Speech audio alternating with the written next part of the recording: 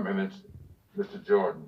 Thank you, Mr. Chairman. Dr. Fauci, do protests increase the spread of the virus? Do protests increase the spread of the virus? I think I can make a general statement. Well, 500,000 protesters on June 6th alone. Yeah. I'm just asking that number of people. Does it increase the spread of the virus? Crowding together, particularly when you're not wearing a mask, contributes to the spread of the virus. Should we limit the protesting? I'm not sure what you mean. How do we say limit the protesting? Should government limit the protesting? I don't think that's relevant to. Well, you just said if it increases the spread of the virus, I'm just asking, should we limit it? Well, I'm not in a position to determine what the government can do in a forceful way. Well, you make all kinds of recommendations. You make comments on dating, on baseball, on everything you can imagine. I'm just asking you, just said that protests increase the spread. I'm just asking you, should we try to limit the protests? No, I think I would leave that to people who have more of a position to do that. I can tell you. Government stopping people from going to church, Dr. Fauci. Yeah. Last week in the Calvary Chapel case, 5 liberals on the Supreme Court said it was okay for Nevada to limit church services.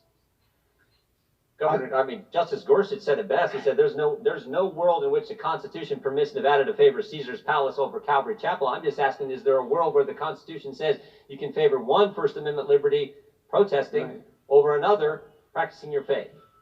I'm not favoring anybody over anybody. I'm just making a statement that's a broad statement that avoid crowds of any type, no matter where you are, because that leads to the acquisition and transmission. And I don't judge one crowd versus another crowd. When you're in a crowd, particularly if you're not wearing a mask, that induces the spread. It's a simple question, Doctor. Should we limit the protest? Government is obviously limiting people going to church. And look, there's been no violence that I can see at church. I haven't seen people during a church service go out and harm police officers or burn buildings. But we know that, for 63 days, 9 weeks, it's been happening in Portland. Right.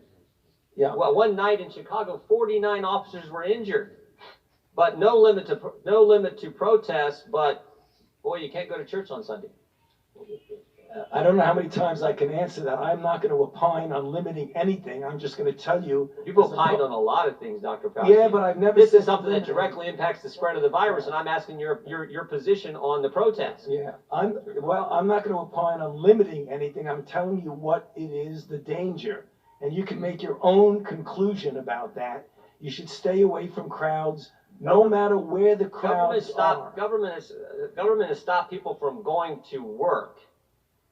In fact, just in New Jersey 4 days ago, Ian Smith, Frank Trombetta were arrested for trying to operate their business, their gym. They were arrested.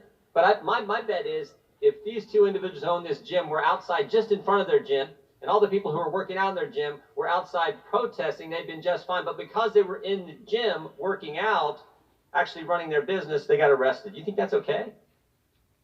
I'm not going to opine on who gets arrested and who does not. You get where I'm going. I'm telling you, as a public health official, I say crowds. Do you see the inconsistency, though, Dr. Fauci? There's no inconsistency, Congressman. So you're allowed to protest, millions of people on one day in crowds yelling, screaming, but you try to run your business, you get arrested? And if you stood right outside of that same business and protested, you wouldn't get arrested? You don't see an inconsistency there?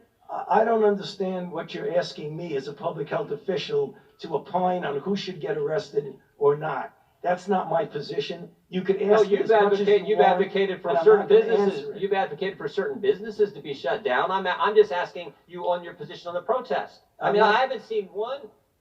We've heard a lot about hair salons. I haven't seen one hairstylist who, between haircuts, goes out and attacks police or sets something on fire. But we've seen all kinds of that stuff during protests, and we know the protests actually increase the spread of the virus. You've said that.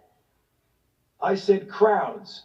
I didn't say specifically. I didn't say protests do anything. So the protests don't increase the spread of the virus? I didn't say that. You're putting words in my mouth. No, I just want an answer to the question. Do the protests increase the spread of the virus? I don't have any scientific evidence that anything. I can tell you that crowds are known, particularly when you don't have a mask, to increase the acquisition and transmission. No matter what. So you don't have a position on whether the protests increase the spread of the virus or don't increase the spread of the virus? I'm saying that crowds, wherever the crowds are, can give you an increased probability that there's going to be acquisition and transmission. But do you understand Americans' concern? Protesting, particularly according to the Democrats, is just fine, but you can't go to work, you can't go to school, you can't go to church. There's limits placed on all three of those fundamental activities, First Amendment activities, but protesting is just fine. You know, The gentleman's time has expired, but I would just ask the gentleman to just think about his question.